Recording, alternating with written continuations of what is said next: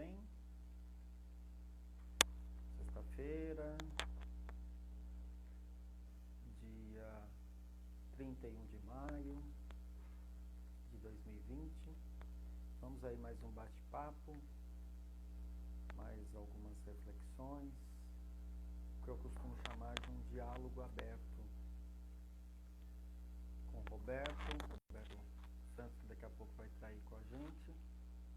A gente bate um papo, troca impressões, e essas impressões, esse bate-papo é compartilhado aqui com todos que estão junto conosco, participando deste encontro fraterno. Vamos pensando e lendo aqui uma mensagem, enquanto a gente aguarda aí os companheiros irem entrando, se juntando a nós, para esse bate-papo, para essas nossas reflexões.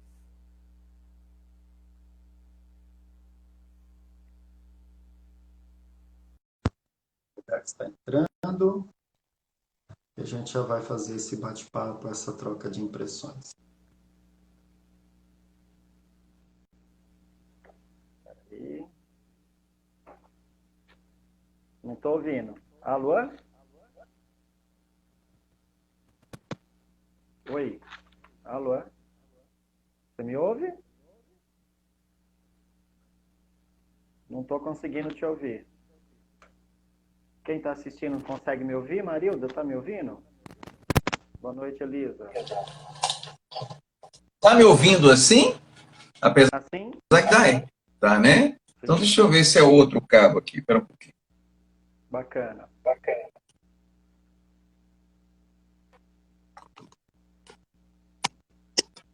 Agora? Oi. E agora consegue? Tá me ouvindo? Ouvir, Roberto? Opa, agora 100%. Beleza. Boa noite, Ari. Boa noite a todos. Boa noite, Roberto. Tudo em paz? Aê, primão. De antemão, deixa eu falar. Eu tô sem internet aqui. Eu estou usando o 4G da Vivo aqui. Tomara que não caia, viu? Mas eu tô sem internet. Então, se acontecer algum problema, vocês já estão cientes, tá bom? Tranquilo. A gente vai devagar. Eu acho que até nós somos dois que aceleramos para falar. De repente, a gente falar mais devagar, justamente se der alguns cortes aí. Falaram que o meu som tá abafado. Todos confirmam? O seu som tá um pouco mais baixo. Talvez pelo microfone. Vamos ver. E agora? Melhorou? Deixa eu...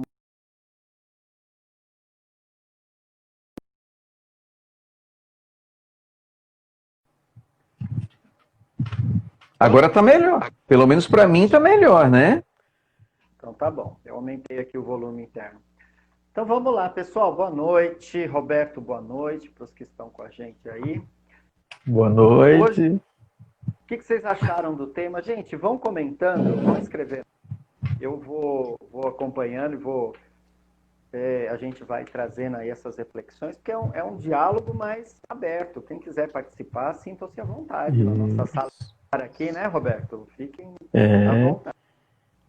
Eu vou pedir hoje para Roberto fazer a prece de abertura, e aí depois nós vamos começar aí o nosso bate-papo, e aí eu faço a prece de encerramento. Pode ser, Roberto? Muito bem, vamos iniciar. Então vamos lá. Então, o nosso convite a todos nesse momento é o de elevar o pensamento ao alto.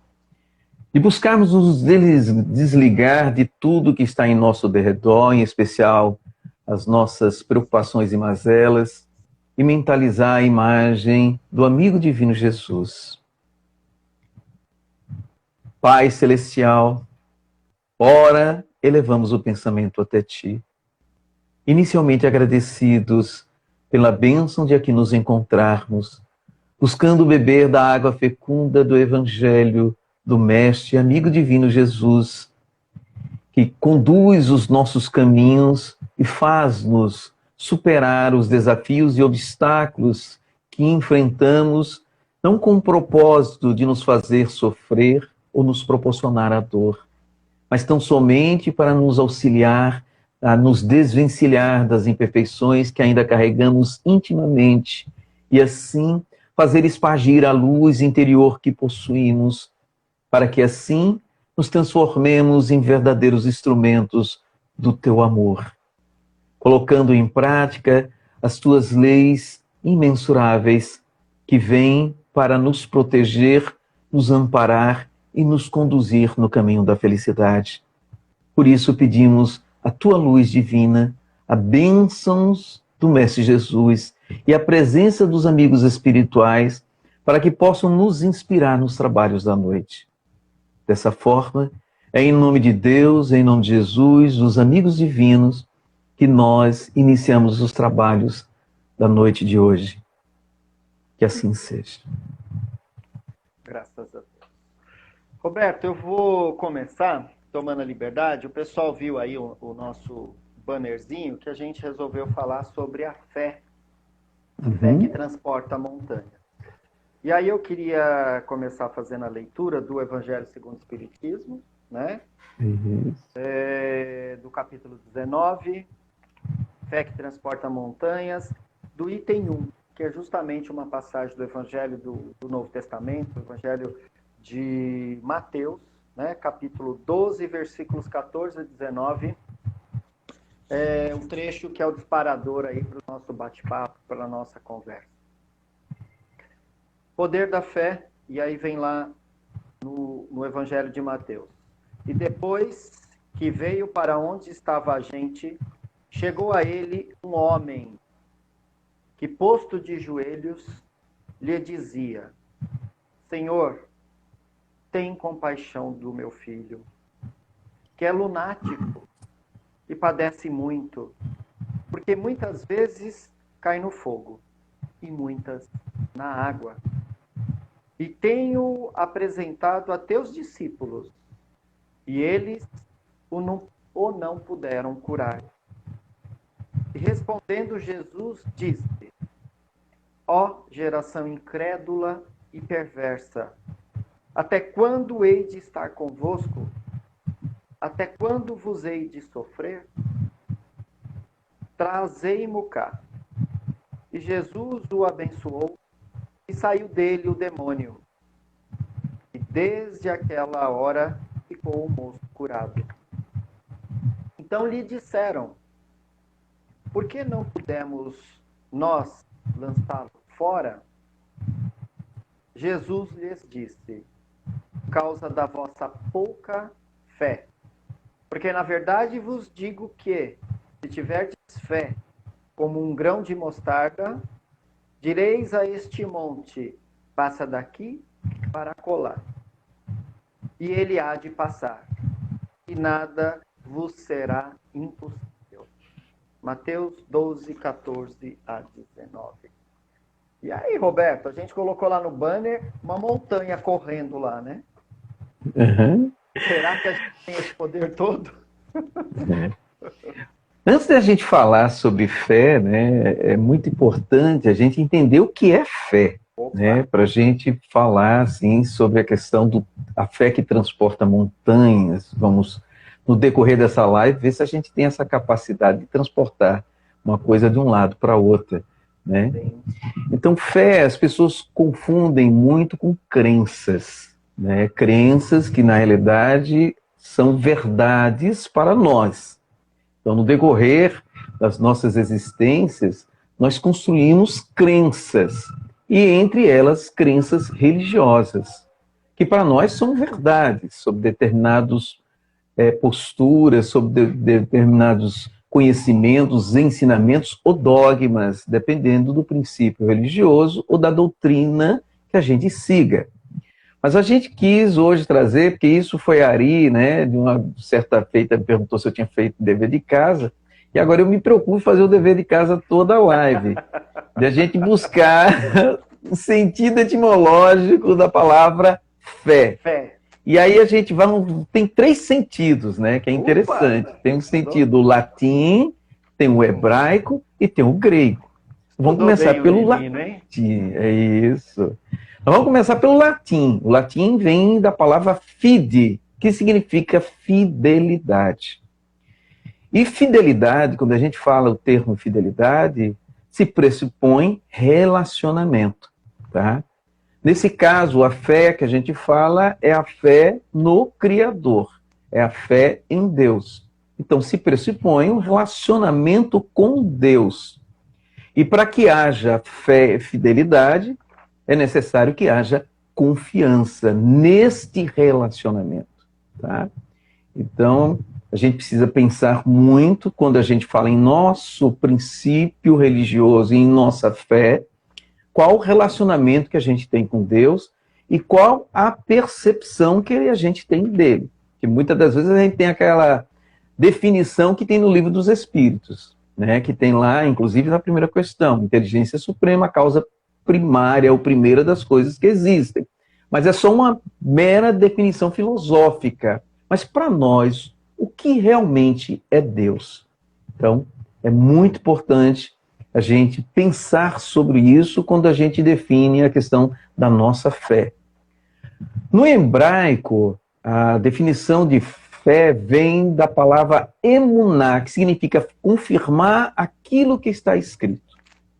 Então, os hebreus, eles se utilizaram disso para demonstrar que a Bíblia, ou melhor, a Torá, né, no caso, que foi o princípio da Bíblia no Velho Testamento, era um livro sagrado, né? Então, que tudo que está escrito na Torá, ou na Bíblia, ou no Velho Testamento, é uma verdade irretocável, né? Então, todos temos que aceitar tudo que está escrito ali como verdade absoluta, porque é sagrado. Mas isso também a gente leva a pensar, porque não se tem só como livro sagrado a Bíblia. Tem o Bhagavad Gita para os indianos, né? Tem o Alcorão para os muçulmanos, tem o livro dos Vedas para os hinduístas. Então, existem outros livros que também são tidos como livros sagrados e que estas culturas, estes povos, seguem esses livros com esta mesma fé, com esta fé do emunar da palavra hebraica. E nós temos no grego, que tem como origem a palavra pistis, que significa convicção. Então, no conceito dos gregos, a fé é você ter convicção dos seus preceitos, das suas crenças, dos seus princípios, dos seus dogmas religiosos, daquilo que você acredita, tá? Então, tem essas três definições, que é fidelidade, confirmar o que está escrito e convicção. Então, a partir daí é que a gente vai analisar para nós o que é fé, porque a gente vai trazer aqui o conceito espírita do que na realidade é a fé. Então a gente vai, com isso, falar sobre essa questão da gente transportar montanhas. Mas para eu não me aprofundar mais sobre o tema, vou deixar que a Ari fale um pouquinho também sobre esse início de conversa, né? Não, você vai falando, eu fiquei analisando, porque foi bom você trazer esse aspecto das demais crenças religiosas e do significado, do sentido da fé para cada uma. Porque, às vezes, quando a gente fala de fé, sempre vai esse aspecto religioso. O homem de pouca fé, você não acredita em Deus. E aí até um dos colegas, acho que foi Elisa, colocou a questão da fé, a fé raciocinada e da fé de coração, a fé, né, irracional, digamos assim. E é um problema muito sério das crenças religiosas. Estão me ouvindo agora, gente? Não? Melhorou? Melhorou sim, Ari, melhorou. Tá, deixa eu fazer uma mágica aqui, peraí. Quem é que está dizendo aí um abraço, Robertinho? Quem é? Um abraço. Bepinho Silva. E agora, melhorou? Tá mais perto da minha boca agora? Tá, deu uma melhorada, sim. Deu uma melhorada. Ah, é Bruno. Ó, Bruno, na realidade, ele mora no Canadá, tá? É um amigo nosso lá no Canadá. Seja bem-vindo, Bruno. Obrigado, viu? Bacana, estamos internacionais. tem a... Ai, Vilane, é esposa de uma colega minha que trabalhou no banco, né? Vilane, minha amiga, também deve estar assistindo. Muito obrigado, viu? Rapaz, é terrível. E aí a Elisa escreveu de novo, da fé cega, né? A gente fica bem preocupado quando a gente vai falar de fé, e era uma questão para mim, né? Da gente não se ater somente ao aspecto religioso. Porque muitas pessoas, às vezes, por conta das suas crenças, quando a gente vai falar de fé, a gente não consegue dialogar. A pessoa simplesmente vai para o aspecto de crer ou não crer. A gente não consegue elaborar isso, trabalhar, como a gente vai trazer no Espiritismo, que a nossa fé é uma fé que é baseada na razão, baseada na inteligência, baseada na experiência, numa série de coisas. Aproveitando aí, quando tem a questão dos 12 apóstolos, no caso dos 12 discípulos, antes de serem apóstolos, a gente tem lá Tomé, que é tido como o grande descrente. Nós temos tem Evangelho Apócrifo de Tomé, que é lindo, maravilhoso, muito bacana, de uma profundidade de conceitos e conhecimentos que não tem igual. E eu digo mais que Tomé, ele foi o primeiro a trazer a questão da fé raciocinada. Quando ele está com os 12 e Maria Madalena vem correndo, né? Maria de Magdala vem correndo avisando que Jesus não estava mais no túmulo, que o túmulo dele estava vazio e que ela tinha visto Jesus. E os 12 estão numa sala fechada, num ambiente, e Tomé se pronuncia dizendo que não acredita. Diante da ciência, do conhecimento que eles tinham na época, ele diz que não é possível uma pessoa que morreu, ela reaparecer. Que somente se Jesus estivesse na frente dele e mostrasse as feridas e ele colocasse o dedo nas feridas, ele acreditaria que Jesus voltou. E eis que Jesus aparece entre os 12 e os demais que estavam lá no ambiente e olha para Tomé e fala, vem pôr o dedo na ferida. E Tomé fala, não, eu acredito. E Jesus insiste, venha confirmar. Então muita gente, né, no jargão popular vai trazendo que Tomé é o descrente, é o que duvida, o que não tem crença. E eu costumo dizer que Tomé foi o primeiro da fé raciocinada. Falo, peraí, mas o que a gente tem hoje no dia a dia, não é possível que uma pessoa volte. Para eu poder acreditar que ele volte, que ele apareça aqui para eu poder ver as feridas, né, da crucificação dele. E Jesus aparece. Quando aparece, não é para testemunhar que ele é um descrente, mas para comprovar realmente. Você tem que questionar tudo. Era um conhecimento que na época eles desconheciam, né? E aí, contigo. Não, é muito interessante que você colocou isso. Você falou, eu estava aqui, minha mente viajando, né? É porque as pessoas confundem fé raciocinada com ceticismo. São duas coisas diferentes, né? O ceticista, ele não acredita, né? Mesmo que mostrem comprovações, mesmo que sim, do ponto de vista científico, ele não aceita. A fé raciocinada, ele quer ter um embasamento.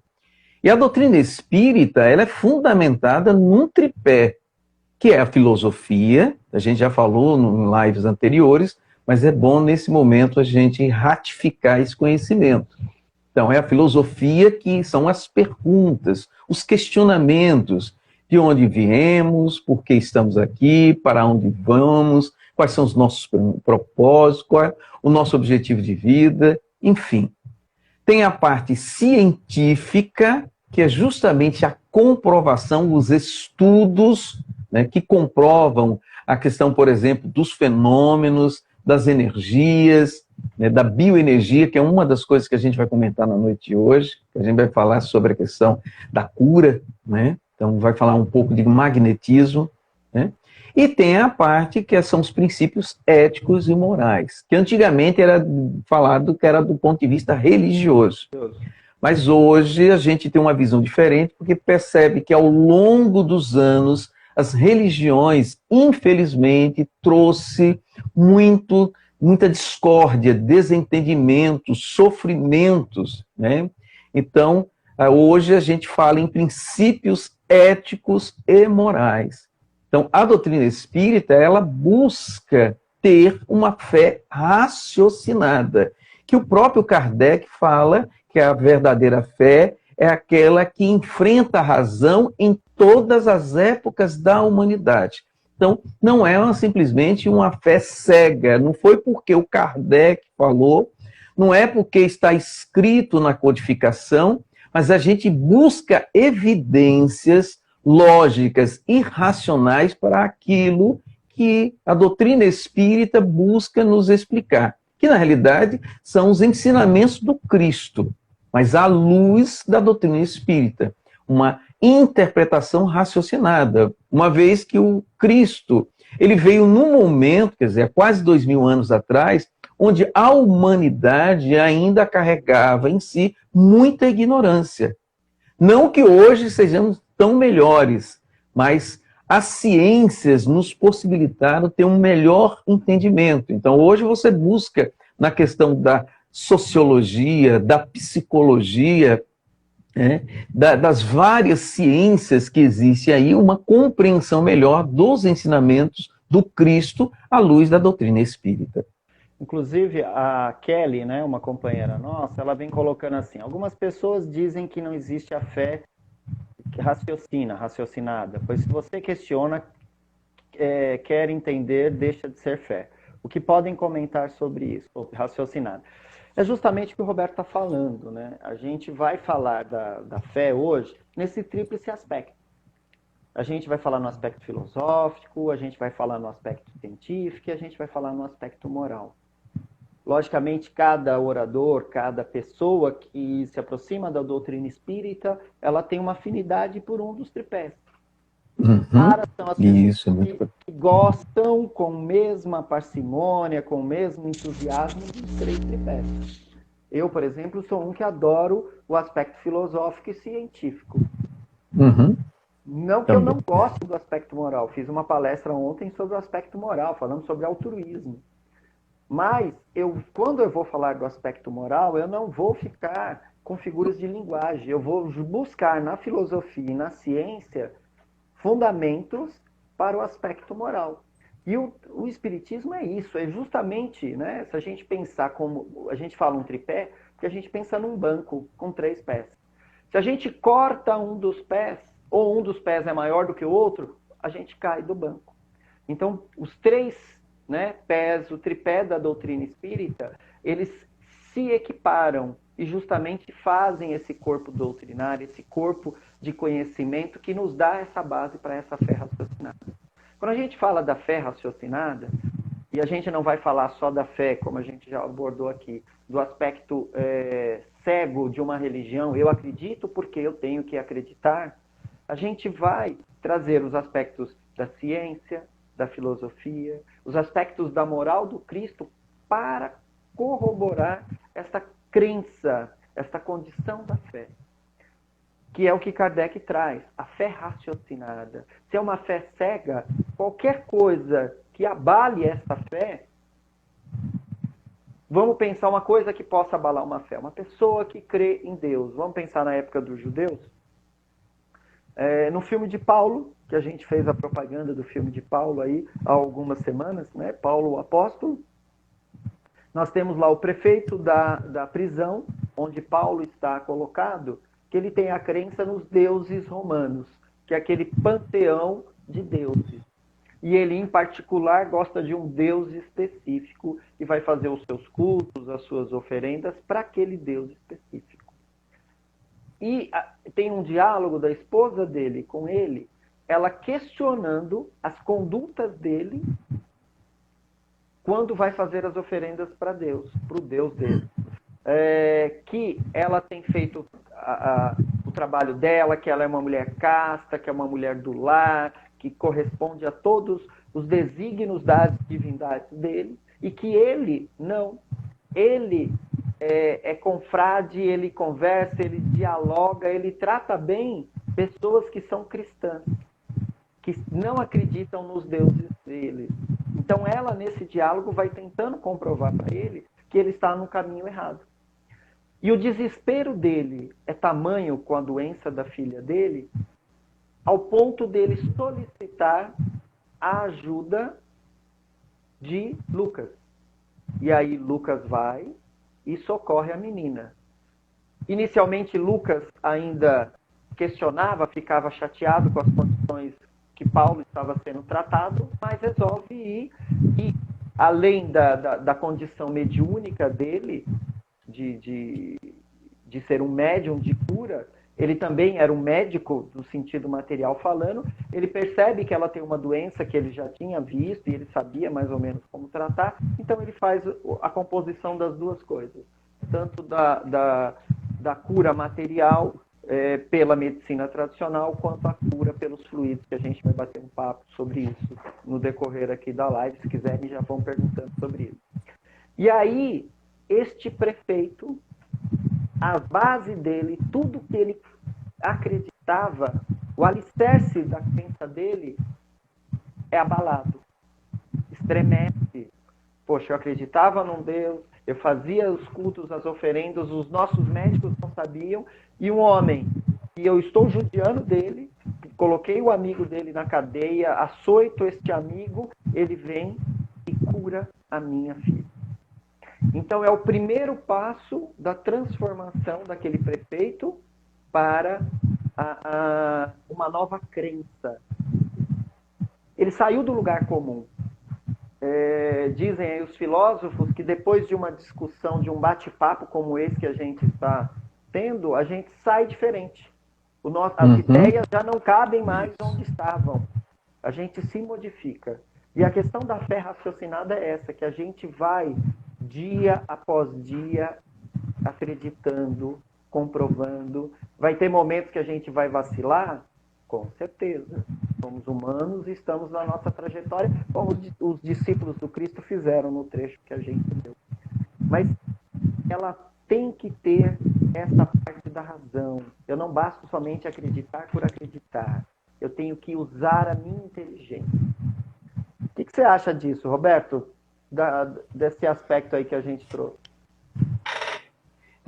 Você está falando aqui, eu estou ficando enamorado, né, pelas suas palavras. Minha mente está divagando. Mas deixa eu te falar, Mas deixa eu te falar uma coisa interessante. Você estava falando, eu me lembrei de um filme. Eu já assisti esse filme há alguns anos atrás e eu me lembrei dele, né? A gente falando sobre fé racional, né? E falando um pouco da fé dogmática, né? Baseado em leis, em princípios religiosos. E tem um filme chamado O Corpo. O ator principal é Antônio Bandeiras, que faz papel de um padre, tá? E nesse filme encontram, na realidade, um corpo atrás de uma parede de pedra, lá na região de Jerusalém. Eles acham um corpo e fazem aquele carbono 14, que é o estudo para ver a época, e descobrem que aquele corpo tinha quase 2000 anos, na mesma época do Cristo, tá? E que ele tinha sido perfurado, ou seja, tinha sido crucificado e tinha sido perfurado nos punhos. Era o Cristo, então. Né? Então, a dedução foi essa. Então, imagina o que aconteceu no meio católico, né, da Igreja Católica Romana. Então, justamente foi encaminhado o Antônio Bandeiras, o personagem dele, para fazer uma pesquisa para saber que corpo era aquele. E, assim, eu não vou contar a história, porque eu acredito que muitos de vocês queiram assistir o filme. Senão eu vou fazer aqui spoilers, né? Mas é muito interessante a história, porque coloca em xeque a fé dogmática da igreja baseado na ressurreição do Cristo. Entendeu? Ou seja, se descobrisse realmente, ou sim ou não, que eu não vou contar o que foi que aconteceu, que é o corpo do Cristo, o que seria, no caso dessa fé que a igreja tem em que o Cristo ressuscitou. Mas pode continuar. Não, você falando, as viagens vão mútuas, né?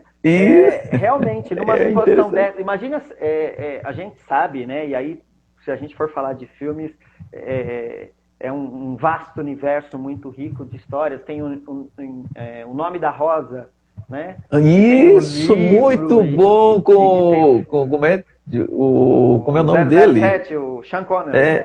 Sean Connery, isso, Sean Connery. Muito, muito bom. Que justamente tem uma área lá no Vaticano secreta, que lá estão livros e informações que, se forem descobertas, vão acabar com a Igreja Católica. E aí pega fogo, enfim, toda essa questão, que é um livro muito legal para se ler, tem diálogos muito profundos aí. E disso, que é uma fé, que se a gente, pensando aqui no que nós estamos discutindo, é uma fé frágil, porque qualquer coisa derruba. Ela não desmorona. Tem uma base forte, não tem um alicerce forte. É lógico que a gente está falando de fé, gente, e aí vocês podem questionar, falar, mas o espírita não tem os seus momentos de titubear? Com certeza. O que mais a gente faz é titubear, né, Roberto? Uhum. Tem momentos que a gente questiona, que a gente já teve a oportunidade de falar aqui também, que são dispositivos psicológicos dos momentos de luto. E a gente passa por momentos de luto não somente na separação pela morte dos entes queridos, dos entes amados. Qualquer situação que nos leve a um momento de tristeza, de perda, leva a um momento de luto. A perda do trabalho, a separação de um ente querido por um divórcio, uma separação qualquer, levam a situações de luto. E nos momentos de luto, as fases do luto, uma delas é a revolta. E para a maioria das pessoas, a revolta tem que ter um culpado. Para eu poder questionar, para eu poder brigar, para eu, né, corporificar esta situação do conflito. E com quem ou com o que a gente se revolta a maioria das vezes? A gente se revolta com Deus. E aí quer dizer que por uma situação dessa nós não temos fé? O que você acha disso, Roberto? Olha, você falou isso, eu me lembrei, eu já contei. Hoje me veio, na realidade me veio uma experiência pessoal minha e duas histórias, uma de Chico Xavier e uma história de Humberto de Campos. Mas vamos ver se no decorrer da live eu consigo contar a história. Mas eu vou contar uma experiência minha, uma experiência pessoal. Eu já contei aqui de uma paciente minha, né, que na primeira sessão de terapia que eu fiz com ela, ela me disse que estava decepcionada com Deus, né? Por quê? Porque ela tinha feito uma promessa, um acordo com Deus, que ela faria as orações todos os domingos, né, na igreja, mas do lado de Deus ele teria que cuidar da mãe dela que estava com câncer. E a mãe morreu, né? E ela se decepcionou. Muito bem. Agora, o mais interessante, né, quando você falou do espírita, é que eu fui me perceber que eu estava na mesma situação que ela, que eu tinha passado algumas tribulações, alguns problemas que eu enfrentei, né, e eu estava me comportando igual a ela. Não assim, de uma forma racional, uma forma consciente, não era isso. Mas eu fui analisar, falei, poxa, eu estava acordando, não estava orando, eu ia dormir e não orava. Não ia para casa, né? Espírita. Não, isso, me afastei da casa espírita por um certo período, como se eu dissesse assim, poxa, eu fiz tanto, né? Porque eu participava de todas as atividades da casa espírita, dia de segunda-feira coordenava reunião de estudo, dia de terça-feira doutrinária, nas quartas-feiras mediúnica, tinha campanha do quilo, tinha o dia do passe, e a gente lá trabalhando. Ou seja, faço tanto, e é assim que eu sou agraciado, né? Então, e eu passando por dores e dificuldades, né? Aí quando ela falou aquilo, foi a mesma coisa de alguém me pegar pelos ombros e me dar uma chacoalhada, para entender que não é pelo fato de sermos espíritas que nós somos privilegiados, gente. Nós não somos. Nós estamos dentro da doutrina espírita com o propósito de buscar ensinamentos e conhecimentos que nos auxiliem a nos desvencilhar das nossas imperfeições. Mas nós carregamos ela. Joana de Ângeli, na sua literatura pautada no comportamentos psicológicos, ela fala que nós carregamos uma sombra e que nós não devemos ir atrás dela, mas devemos entender que nós carregamos um fardo de erros, de equívocos, de desvios de conduta e estamos gradativamente resgatando as nossas dívidas perante as leis divinas. Tá? Então, o fato de nós estarmos aqui no orbe terreno já é uma prova disso, que nós estamos devendo. Agora, Deus é tão bondoso, né, que a gente comete uma série de crimes. Quando eu falo crimes é no sentido de nós irmos de encontro às leis divinas e ele nos cobra por conta-gota. Porque se Deus fosse cobrar de uma vez as nossas dívidas, nós não suportaríamos. Então a gente vai pagando aos poucos, né? Eu brinco bastante que a gente adquire débitos à vista e faz um carnê das Casas Bahia com Deus para poder pagar esses débitos. As nossas dívidas, né? Não é? Porque não tem jeito. Vamos usar o texto que a gente leu, porque... Isso. Isso aí foi a introdução, viu? É só o começo. Não, é só o começo. Se deixar a gente viajar... Hoje a gente tá viajante, né? Eu brinco isso foi a introdução. Essa foi a introdução. Introduçãozinha de quanto tempo? De 40 minutos. Eu brinco com os alunos no curso mediúnico. Eu falo, tem uns lá que gostam de viajar, que tem uma condição da mediunidade mais aflorada, se desprendem e saem pelo mundo. E eu brinco com eles e falo, ponham bolas de ferro nos pés de vocês, espiritualmente falando, para ficarem aqui e agora no trabalho. Bem, assim estamos nós, né? A gente vai conversando, a gente está viajando aí para outros mundos. Na passagem que nós lemos, é interessante que a gente pode abordar vários aspectos, né? A questão da fé, mas o que levou a esse questionamento foi a cura. Foi E aí é importante a gente fazer uma ressalva, que é um pai que vai procurar Jesus depois de ter procurado os seus discípulos.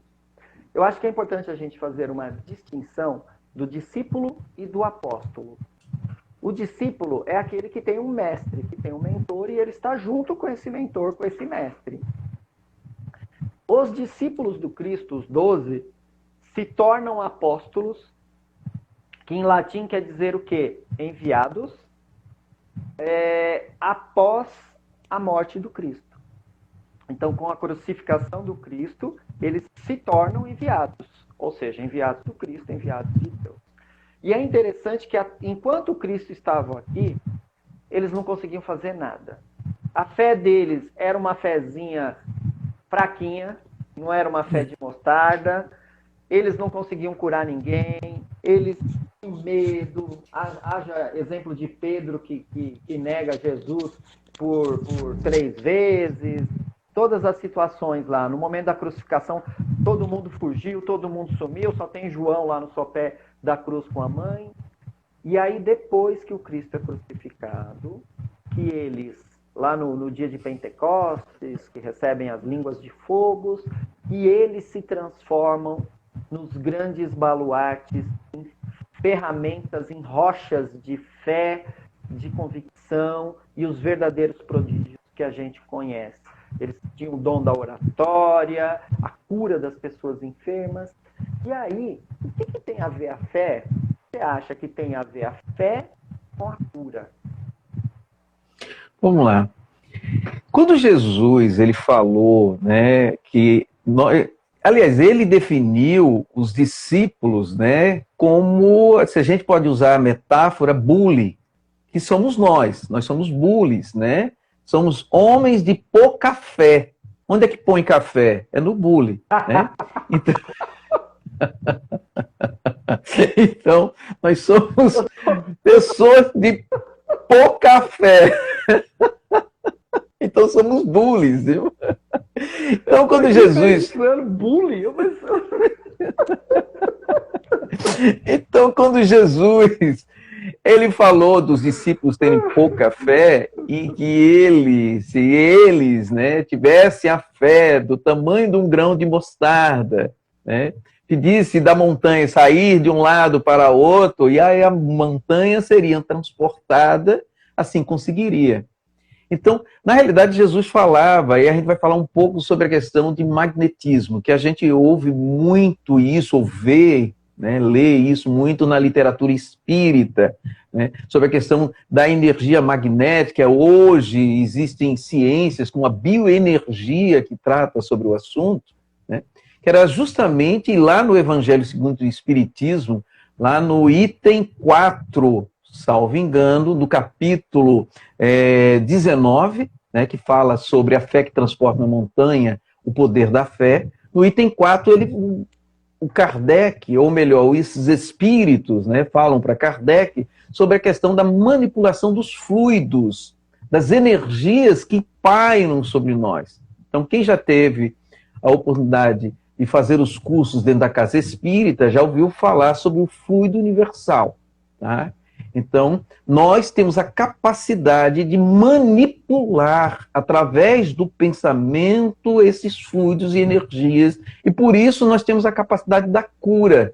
Então, o passe, por exemplo, é uma forma que nós temos de manipular essas energias, convertendo-as em energias salutares, para reequilibrar energeticamente as pessoas que estão próximas a nós. Então, hoje eu tive a ideia de trazer aqui uma ferramenta, que a gente vê isso falar muito em radiestesia, tá? Que é o pêndulo. Olha, trouxe o pêndulo hoje aqui, né? Então, quem puder comprar, quem puder adquirir, eu tenho estudo sobre isso, em cursos, por exemplo, de passes, eu já mostrei uma água magnetizada, você coloca o pêndulo, ele não se movimenta, quando coloca na água magnetizada, ele começa a se movimentar. Então, se colocar a mão aqui, ó, nós vamos perceber que pouco a pouco, ó, e não sou eu que estou balançando, ó, é a energia que existe na palma da minha mão, tá vendo, ó? Eu não estou balançando, viu, gente? Tá sim, gente. Tá? Ele tomou umas, tá assim, ó, trêmula. Não, ainda não tem um problema de mal de Parkinson, não, tá? Tá? Eu gostaria de pegar um copo d'água e mostrar essa técnica que eu uso, né? Existem os chamados os centros de força, que se fala dos chakras, né? O coronário, frontal, laríngeo, cardíaco, esplênico, gástrico, enfim, genésico e o básico. Enfim, então, no postar a mão, se a gente tem fé, se a gente acredita, a gente pode doar-se energeticamente para curar as doenças de uma determinada pessoa. Só que eu acredito que no decorrer da live a gente vai se aprofundar um pouco mais, que tem a questão do merecimento. Não é simplesmente a gente colocar, e tanto é que Jesus não curou a todos, tá? Nem todos que procuraram Jesus ele curou, tá? Vale ressaltar isso. Já estamos viajando, gente. Hoje é o dia da viagem, eu indo lá para Petrolina, Petrolina vindo para São Paulo, porque assim, eu fico muito feliz, porque às vezes a gente fala as coisas, né? E eu acho muito bacana quando a gente convida um palestrante para uma casa espírita. Não para nós que somos palestrantes, é sempre um grato prazer quando a gente traz um colega de fora, de qualquer lugar que seja, e ele fala o que a gente fala. Ou seja, nós não estamos loucos sozinhos. Nós estamos estudando adequadamente e a gente está passando a informação da melhor forma possível. Isso que você falou, eu falo constantemente. Às vezes, nos pinga-fogos que a gente faz, a gente começa a falar às vezes, muito comum, é muito recorrente o assunto cura, doença, porque estamos materializados, então as pessoas ficam muito preocupadas com isso. Às vezes são as doenças que levam as pessoas a uma casa espírita, então é um motivo de dúvida, de interrogação. E aí eu falo para as pessoas, pergunto, vocês acreditam que Jesus curou todo mundo que passou pela frente dele? E aí a resposta é isso, muitos falam, sim, Mas aí, foi até aqui acho que deve ser conhecida sua, Márcia Maristela Santiago. Isso, minha amiga Salvador, Márcia. Ela colocou aqui, Filha de Dadim Valdé. Merecimento, aceitação e fé. Isso. Ela colocou. Eu brinco que, na verdade, a gente precisa de 4 coisas, né? Quando a gente está num trabalho de sala médica, já vamos abordar isso, porque senão a gente viaja para outro lado e a gente depois não consegue voltar. Eu digo que é o seguinte, são partes que tem que ter. Então, a parte de Deus, que é sempre querer o nosso melhor, que são 25% dessa equação, sempre nós temos, porque Deus, por amor, pura bondade, sempre quer estar ao nosso lado. Irmãos espirituais que vêm nos auxiliar são mais outros 25%, que com certeza estão ao nosso lado, que são os nossos espíritos protetores, espíritos amigos, simpáticos, familiares, um monte de gente. 50% das curas estão garantidas. Sobram 50%. 25% é merecimento, e aí o merecimento é pelas nossas obras, pelas nossas ações, e 25% eu costumo dizer que é reforma íntima. Porque às vezes a pessoa passa... Porque Jesus, quando curava, ele olhava para a pessoa e falava: vá e não peque mais. Ou seja, a pessoa tinha todos esses componentes, inclusive o merecimento, por isso que Jesus o curava, e dava o recado: reforma íntima. Mude. Porque se você não mudar, não resolve. Então, o merecimento, a grande maioria das pessoas, às vezes, tem, não por méritos próprios, mas por aqueles que nos amam. Então, às vezes, consegue isso. E Jesus era isso, ele curava quem tinha condições. Quem não tinha condições, a gente não pode esquecer que as doenças, elas são um mal necessário. A doença, apesar de se refletir no corpo físico, ela é oriunda da alma. E a finalidade dela é fazer com que esta alma cresça, que esta alma caminhe naquele processo que nós já falamos, e toda live a gente fala, que é de caminhar à perfeição. Então, para nós, às vezes, com o olhar de uma única encarnação, a gente acha que é um sofrimento desnecessário. Mas para aquele olhar eterno de múltiplas encarnações, é um mal necessário. Nessa encarnação, a pessoa tem essa limitação, tem essa dificuldade, que é para o seu crescimento, seu aprimoramento.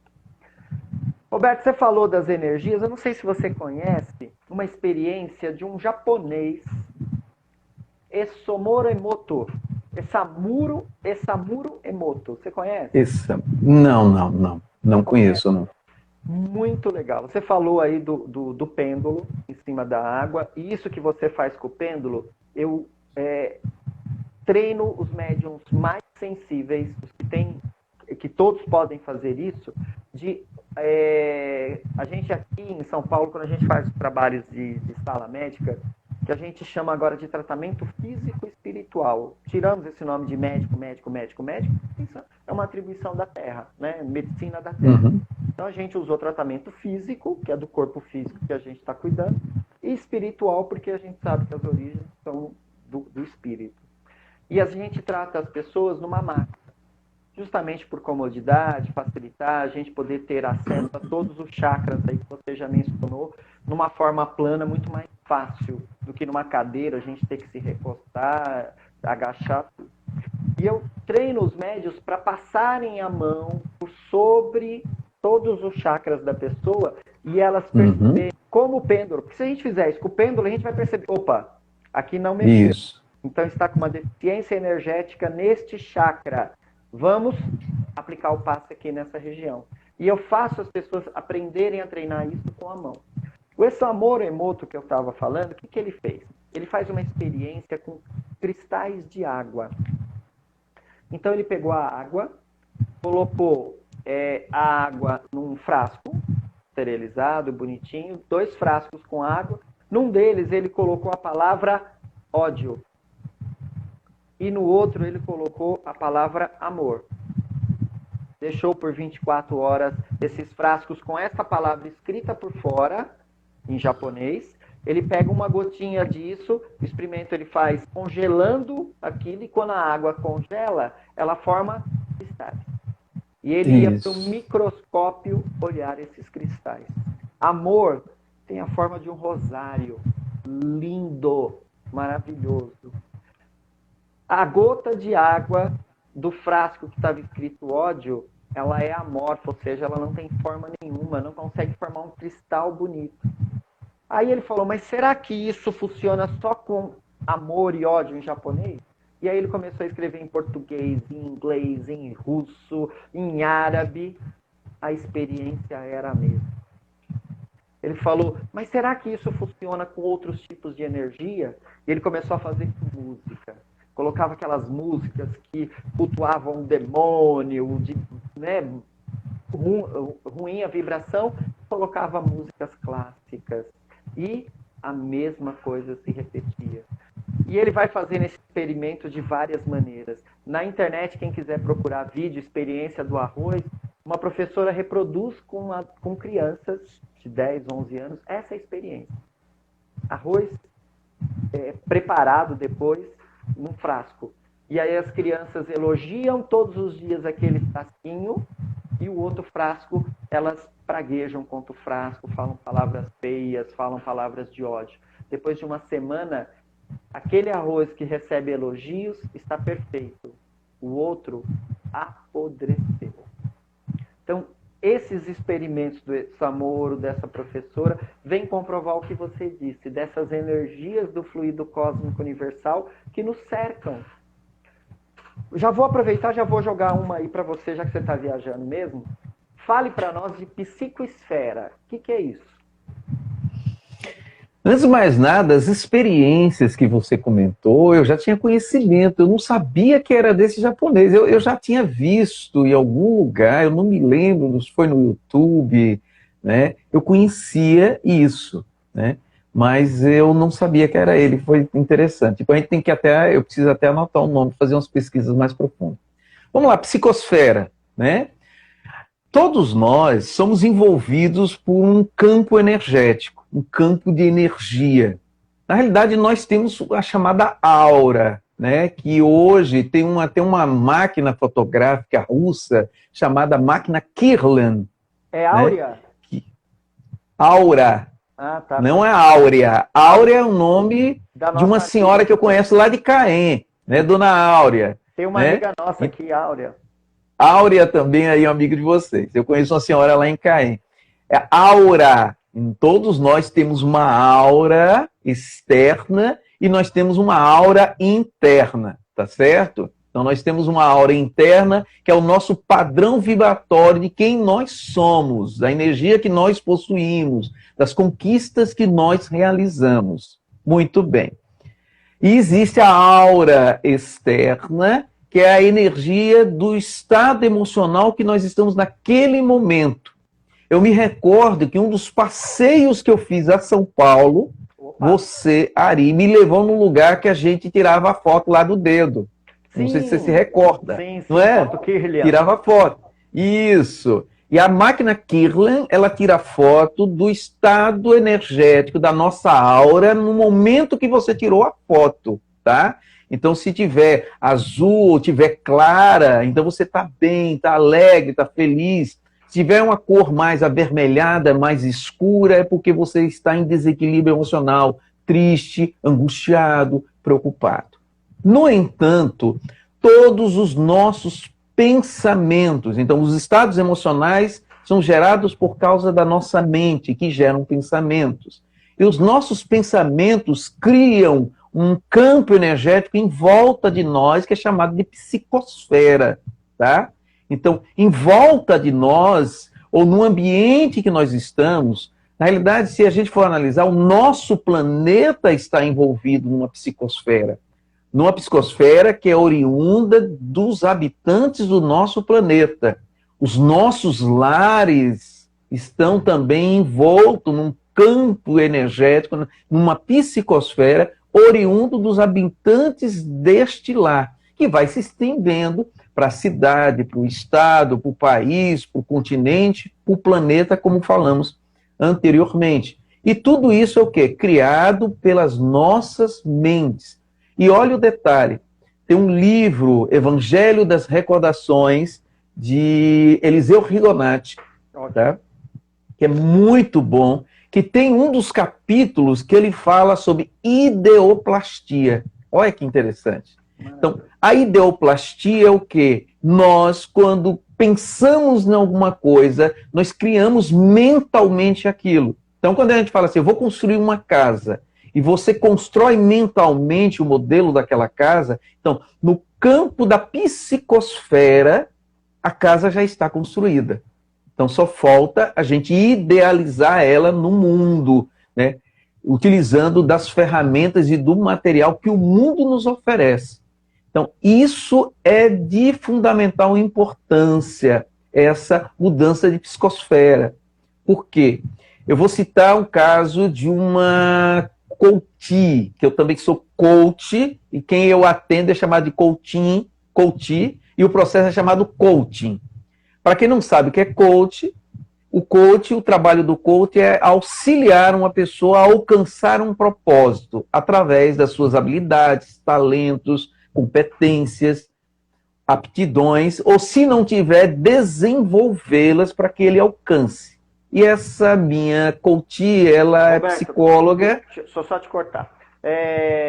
Segura a história da sua coach.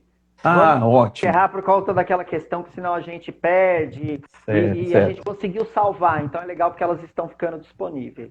Então eu vou encerrar agora, gente. Isso, a Adriana está falando, vai cair. Então a gente encerra agora e a gente retorna já em instantes. Tá bom, pessoal? Muito bem. Tá, até já já. Venho para o nosso bate-papo. Tá legal, eu estou curtindo. Hoje tá legal, hein? Tchau, até mais. Tchau.